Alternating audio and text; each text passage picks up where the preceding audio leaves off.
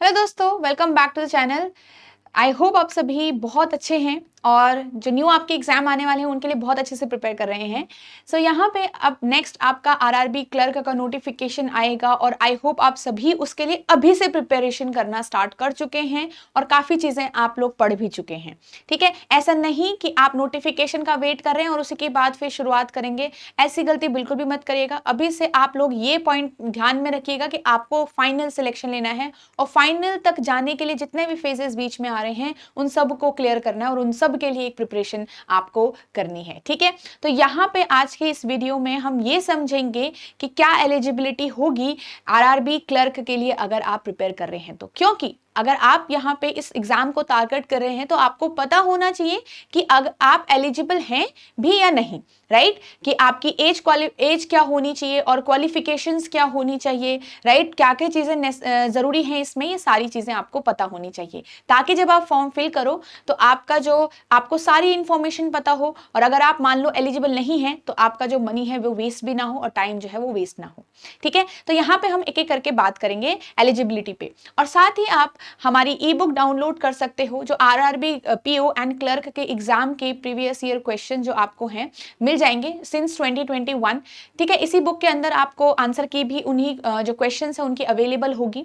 ये ई बुक आप डाउनलोड कर सकते हो नीचे डिस्क्रिप्शन में दिए गए लिंक के द्वारा और यहाँ पे से आप प्रैक्टिस कर सकते हो, तो बहुत यूजफुल रहेगी आपके लिए। तो विदाउट एनी कॉस्ट आप इसको डाउनलोड करके पढ़ सकते हो। तो चलिए स्टार्ट करते हैं वीडियो को। सो यहाँ पे से सबसे पहले अगर हम एज की बात करें तो एज आपकी 18, मतलब मिनिमम जो एज है आपकी वो 18 होनी चाहिए। अगर आप इससे छोटे हो तो आप एलिजिबल नहीं होगे। और साथ ही ये ध्यान रखिए कि ये जनरल और ईडब्ल्यूएस के स्टूडेंट्स के लिए है और जो कि बाकी कैटेगरीज होती है उनके ऊपर डिफरेंट डिफरेंट रिलैक्सेशन होता है, राइट? तो वो भी हम बात करेंगे यहाँ पे।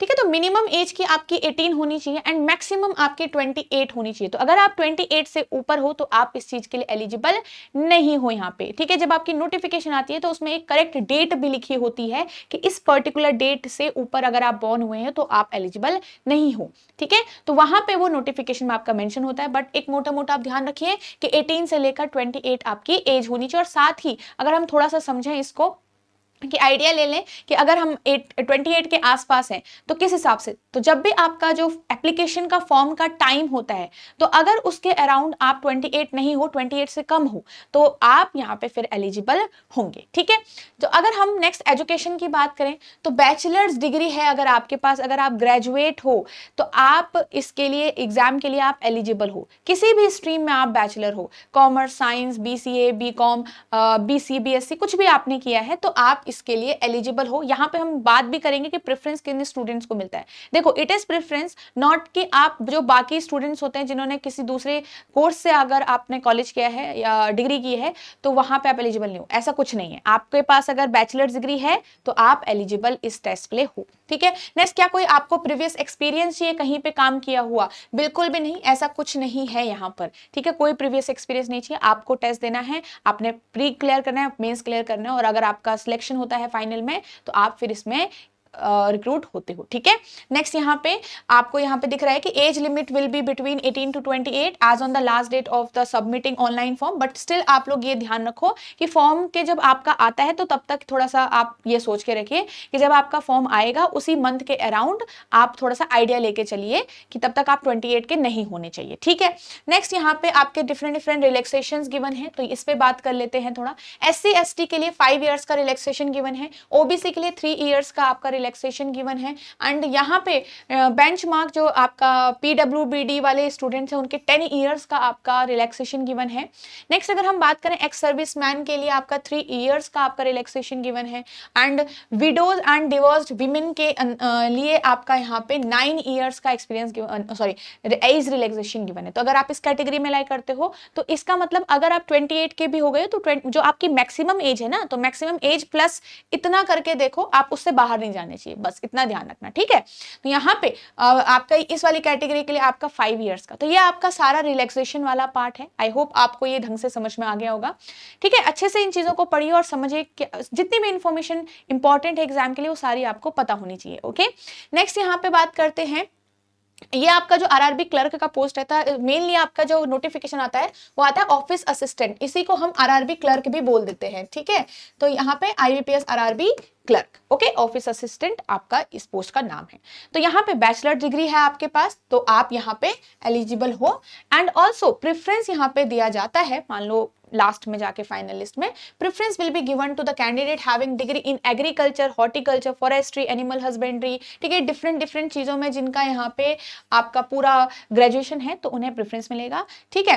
And proficiency in the language is prescribed by the participating RRB, ये बहुत इंपॉर्टेंट है, इसको ध्यान रखिएगा। लैंग्वेज आपको उस पर्टिकुलर स्टेट की, जहां से भी आप भर रहे हो, जिस सिटी से और जिस जगह से, जिस एरिया से आप भर रहे हो, वहां की लैंग्वेज आपको आनी चाहिए। और अगर नहीं आती है तो ये गलती बिल्कुल भी मत करना कि वहीं से आप फिल कर रहे हो, अगर वहां पे वैकेंसी ज्यादा है तो ये ध्यान रखना। लैंग्वेज का टेस्ट होता है आगे चल के और वहां पे आपको उसको क्वालिफाई करना पड़ता है, ठीक है। अगर नहीं किया तो फिर आपका वहीं पे रिक्रूटमेंट खत्म हो गया, okay. And working knowledge of computer, ये आपका डिजायरेबल है, इसका मतलब ऐसा कुछ नहीं कि आपको एक मैंडेटरी है कि कोई सर्टिफिकेट होना चाहिए, नहीं, वैसे भी आजकल सभी को कंप्यूटर ऑपरेशंस तो आते ही हैं सबको उस पर काम करना, ठीक है। तो ये डिजायरेबल है आपका। तो ये सारी आपकी क्वालिफिकेशन वाला पार्ट है, ठीक है। तो आई होप आप समझ गए होंगे। यहाँ पे अगर हम यहाँ पे बात करें लैंग्वेज प्रोफिशिएंसी टेस्ट की, तो आपका जो लैंग्वेज प्रोफिशिएंसी टेस्ट होगा वो आपके मेंस के एग्जाम के बाद होगा, ठीक है। यहाँ पे आपका टेस्ट लिया जाएगा कि आपको वो लैंग्वेज सच में आती है, ठीक है, समझनी आती है, बोलनी आती है, तो ये सारी चीजें आपको पता होनी चाहिए, ठीक है। As per the existing norms, candidate who have studied the local language of the RRB state in 8th class या फिर एबव, अगर आपने 8th क्लास या उससे ऊपर कभी वो पर्टिकुलर लैंग्वेज पढ़ी है, सपोज गुजराती है तो गुजराती अगर आपने पढ़ी है तो आप वहां पे आपको कोई टेस्ट देने की जरूरत नहीं है, आपको माना जाएगा कि आप एलिजिबल हो, आपको वो लैंग्वेज आती है, ठीक है। तो और possess a certificate of the proficiency test, मतलब अगर आपको पहले से कोई इस लैंग्वेज का कोई सर्टिफिकेट है आपके पास, तो यहाँ पे आपको क्या माना जाएगा, प्रोफिशिएंट। अगर आपने क्लास 8 या उससे ऊपर पढ़ा है या फिर आपके पास कोई एडिशनल सर्टिफिकेट है उस पर्टिकुलर लैंग्वेज का, तो आप प्रोफिशिएंट माने जाओगे। बट अगर आप इस कैटेगरी में लाई नहीं करते, अगर आपके पास ये चीज नहीं है, तो आपको यहाँ पे टेस्ट देना पड़ेगा। Qualification are currently provided up to 6 month, मतलब आपको जब आपका रिजल्ट आ जाएगा, फाइनल रिजल्ट, तो उसके बाद आपको 6 मंथ्स का टाइम दिया जाएगा यहाँ पे कि आप वो लैंग्वेज सीख पाओ, ठीक है। तो उसके बाद आपको 6 मंथ्स का टाइम दिया जाएगा विद अ पॉसिबल, देखो दिस इज अ पॉसिबल, ठीक है, कि अगर हो सकता है कुछ महीनों का आपको यहाँ पे एक्सटेंशन मिल पाए ताकि आप वो वहां पे लैंग्वेज सीख पाओ। इंपॉर्टेंट ये है कि लैंग्वेज आपको सीखनी ही पड़ेगी, आनी ही पड़ेगी आपको। अगर इसमें आप क्वालिफाई नहीं होंगे तो वहां पे आप लास्ट में फेल हो जाएंगे, तो ये चीज ध्यान रखिएगा, ठीक है। तो आपको ट्रेनिंग के टाइम पे ही जो ज्वाइनिंग के बाद का जो टाइम होगा, आपका प्रोबेशन का टाइम होगा, वहीं पे आपको यहाँ पे लैंग्वेज आ जानी चाहिए। तो उससे पहले यही ध्यान रखो भाई, जिस स्टेट से आप जहां जो लैंग्वेज आपको आती है उसी स्टेट से आप लोग फिल करिए ताकि आप अच्छे से एग्जाम दे पाए without any worry, okay. So I hope आपको यहाँ पे सारी चीजें समझ में आ गई होगी। And now this information is going to help you, और अच्छे से प्रिपरेशन करिए। मेन बात यही है कि आपको प्री क्वालिफाई करना है, मेन क्वालिफाई करना है और फाइनल में अपना नाम ले जाना है। तो आपको वो कैसे आएगा, वो आपको हार्ड वर्क करके ही आएगा। तो अच्छे से पढ़ाई करिए। एंड यहाँ पे अगर आप इस चैनल पे न्यू है तो इस चैनल को सब्सक्राइब जरूर कर लीजिएगा, बिकॉज यहाँ पे आने वाले दिनों में आपके different videos and practice sessions आपके आने वाले हैं जो आपको इस एग्जाम के लिए हेल्प करेगा। So thank you so much everyone and all the best.